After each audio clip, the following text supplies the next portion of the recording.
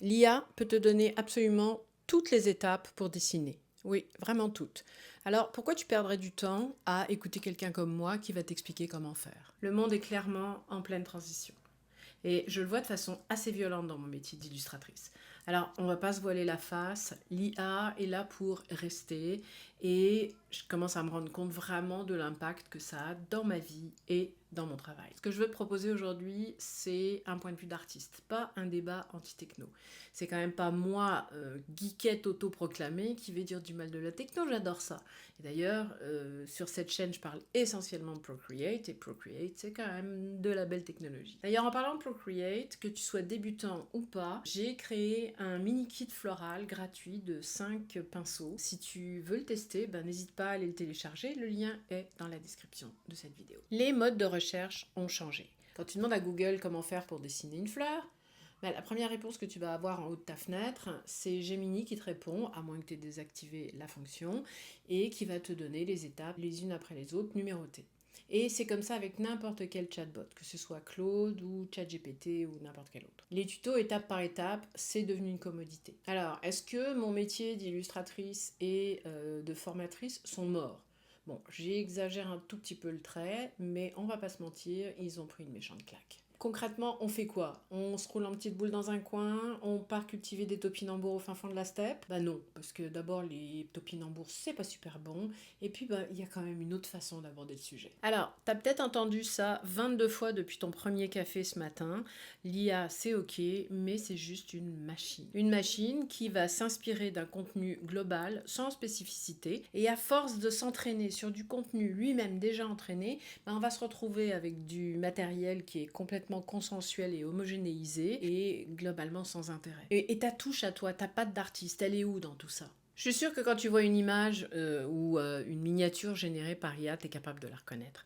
Tu sais, cette espèce de netteté au premier plan avec des arrière-plans toujours flous et une couleur un peu particulière, toutes pareilles. Alors, comprends-moi bien, je rejette pas tout en bloc. Je trouve qu'il y a des choses extrêmement utiles et qui te permettent de gagner un temps fou. Particulièrement si t'es comme moi, artiste, comptable, mais aussi directrice marketing, directrice des ventes, gestionnaire de réseaux sociaux, webmestre, j'en passe et des meilleurs, et tout ça dépendant du jour de la semaine ou de l'heure de la journée. Alors voilà où je veux en venir. Utilise l'IA comme un assistant de processus, pas comme un remplaçant de création. Pose-lui des questions, donne-lui tout le contexte que tu veux, et évidemment elle va t'aider dans le brainstorm, dans l'organisation de tes idées, si t'es comme moi un peu bordélique, elle va te donner des références textuelles, elle va t'aider dans ta planification et ton organisation, mais tu remarqueras que je ne te cite pas, elle va te générer des images. L'idée, c'est de ne pas lui demander de te donner un résultat final. Si tu demandes à l'IA de te générer des images, on sort totalement de l'inspiration,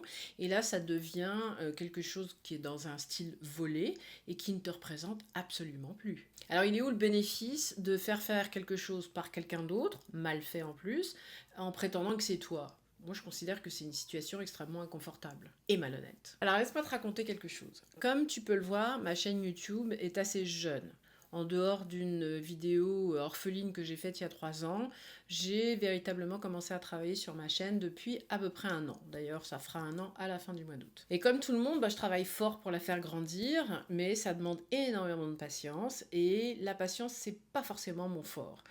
Alors je me suis dit que j'allais me faire aider, peut-être par des gens qui savent mieux que moi. Alors comme j'avais pas particulièrement envie de prendre un coach pour l'instant, je me suis dit que j'allais me trouver une application dont c'est la spécialité et qui a priori sait mieux que moi comment créer des titres, des miniatures pour que ça fonctionne. Et ben crois-le ou non, effectivement, j'ai trouvé une app, puis je la nommerai pas, qui m'a aidé effectivement à scorer mes titres et mes miniatures. Et ben, c'est celles qui ont scoré le plus haut qui ont marché le moins bien.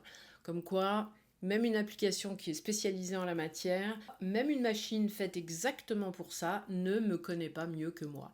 Et donc, j'ai décidé de le faire moi-même et de continuer à créer, par exemple, mes miniatures à ma façon et pas à la façon de l'application en question, puisque de toute façon, ça fonctionne pas.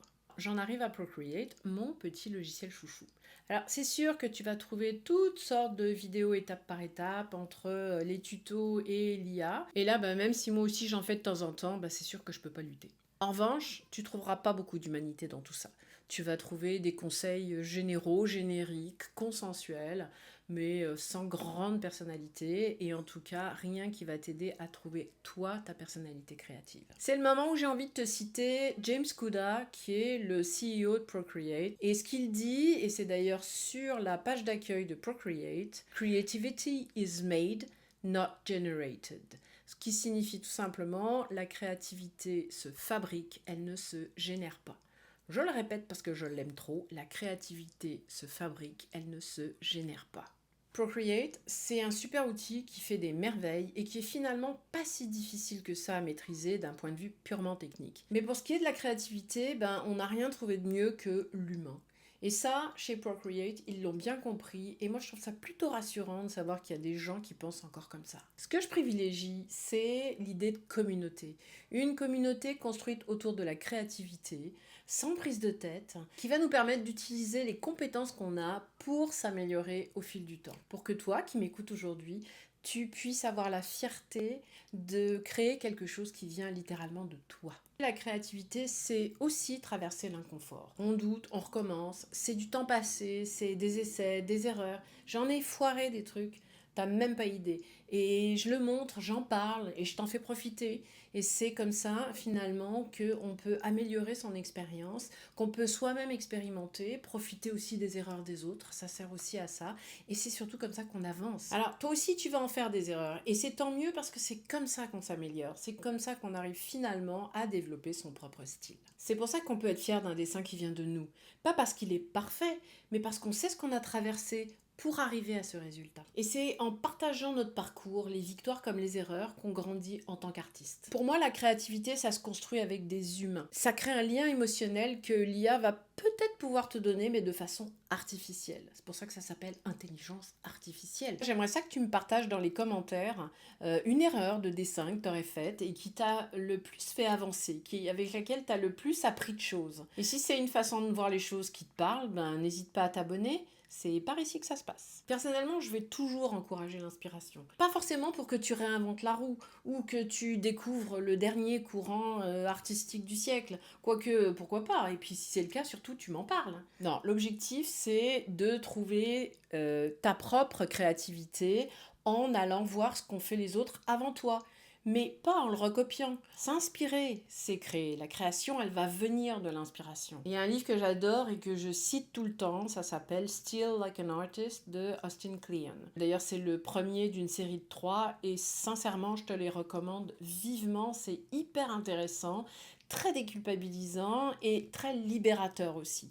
Un jour, je ferai une vidéo pour parler de ces 3 livres-là. L'idée majeure, c'est que rien n'est 100% original. Tout doit être transformé, réinterprété, réinventé. L'artiste transforme ce qu'il absorbe avec son expérience, son univers, son originalité. L'IA, elle vole, elle digère et elle te régurgite une espèce de bouillie uniformisée, sans âme et sans personnalité. Le danger, si on cède à cette tendance, c'est de se retrouver avec des créations absolument toutes identiques et ce qui te caractérise aura complètement disparu. Finalement, dans ta progression en tant qu'artiste, tu suis et tu regardes un humain parce que tu veux devenir capable de créer quelque chose, pas juste pour obtenir un résultat. En fait, te former comme artiste, c'est un chemin que tu vas parcourir.